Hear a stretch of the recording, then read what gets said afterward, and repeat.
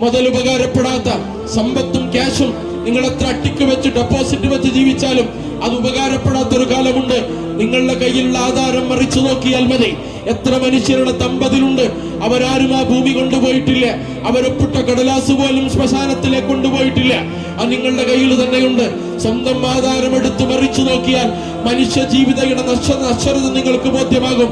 അങ്ങനെ നശ്വരമായ ലോകത്തുനിന്ന് അനശ്വരമായ ലോകത്തേക്ക് പോകുമ്പോ സ്വന്തം കർമ്മങ്ങൾ മാത്രം നിങ്ങൾക്ക് മുതൽ കൂട്ടാക്കുന്ന ഒരു കാലമുണ്ട്.